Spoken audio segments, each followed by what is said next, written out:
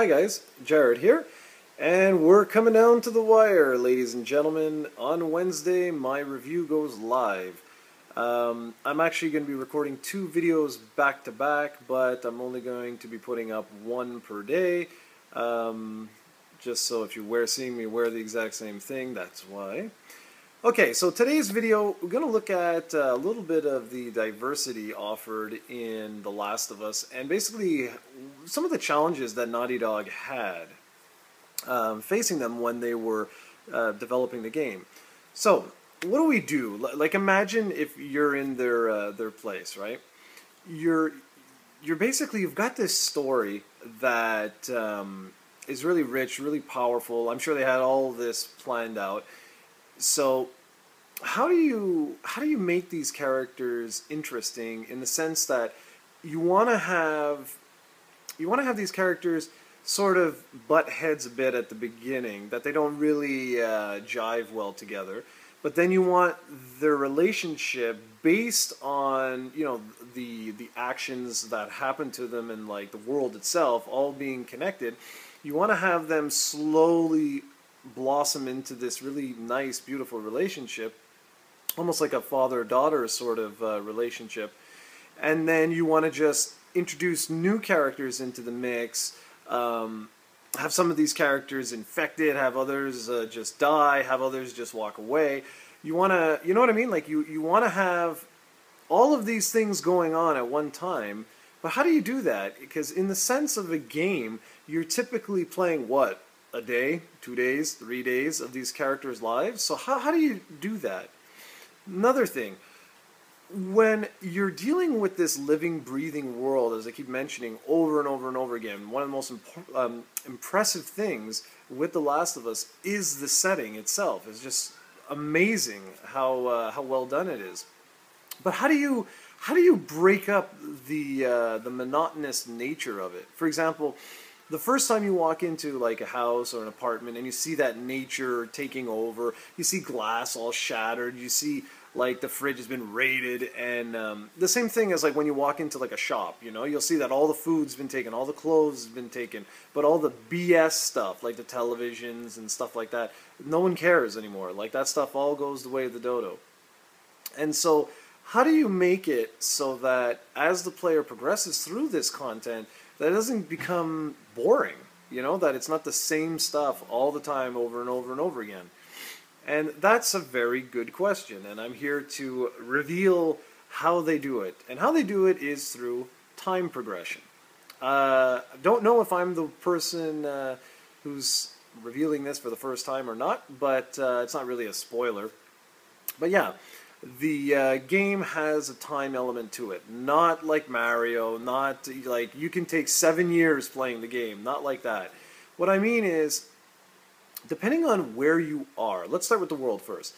Depending on where you are in the world, time has affected the setting differently than in other places. For example, if you're in an area where there's a large concentration of people, okay, and they're inside a safety zone or a quarantine zone or whatever you want to call it, well, obviously the stores there, yeah, they're probably going to have been looted and things like that, but you're not going to have the nature taking over. You're going to have, you know, people who have tried to upkeep certain things. They may even have electricity and things like that. Once you leave that setting and you move out into the wild, as it were, that's where you actually see how time has affected all these different settings.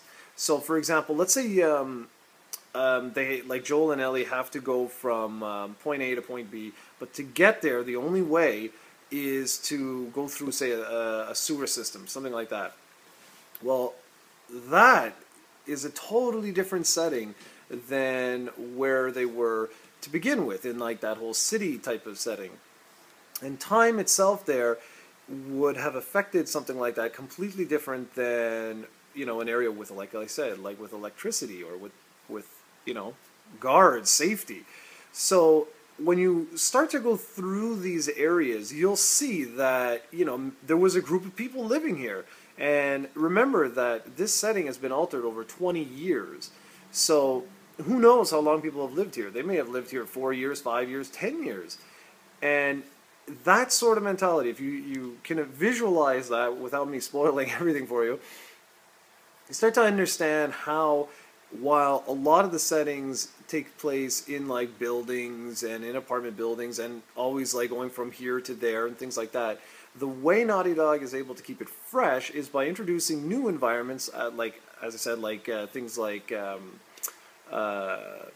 what is it called, sewers, things like that, but also through the progression of time. Because time plays an important role over the course of the story, that's exactly how they do it. So when you, especially when you get to areas that it's clear they have not been, like, there's been no one living there for like almost 2 decades, it's pretty amazing to see just what happens. And you also have to think that if the infected have been running around a certain area for like 10 years or more, it's going to be a like pretty horrific sight. So time plays a very important role in the world, but it also plays a very important role in the storyline. Because, like, let's be honest, no one's going to believe that 2 characters are, you know, supposed to form this sort of bond together in 3 days. Like, I understand if all this hell broke out and like like in real life or whatever, then yeah, you know, you'd start to form a bond with someone. But 3 days, I mean, come on. So what happens is it's actually broken down. The story is broken down into seasons. So you'll start. I'm making this up, but like you'll start at like summer, and then it'll go to like autumn, and then you'll have your winter. You know what I mean? Or like fall and this and that and everything else. And by doing that, that's how they sort of like push the character progression forward. So that the next time you meet these characters, yeah, sure, you know, they'll be butting heads and stuff like that, but they may have just spent the last 2 months together. And they continue to do this throughout the entire game. And it's a brilliant mechanic in order to, well, improve the story progression with the characters, and also for you, the player, to sort of experience something a little bit different. Because as the environments change thanks to the weather outside, you know, it's, again, it makes things just a little bit different. They're not quite the same as they were before. And yeah, and there you go. That's all I'm going to tell you on that. And this is pretty much going to be the last video I do for talking about specific aspects of the game and things like that. But if you have questions, don't forget to leave a comment below. Tomorrow's video is primarily going to be a hype video talking about, like, you know, overall what the impact the game had on me. And then Wednesday will be the review, Wednesday morning. So hopefully you guys will be looking for that. As always, please like, subscribe, and leave a comment. And thank you very much for watching, and I'll be back tomorrow.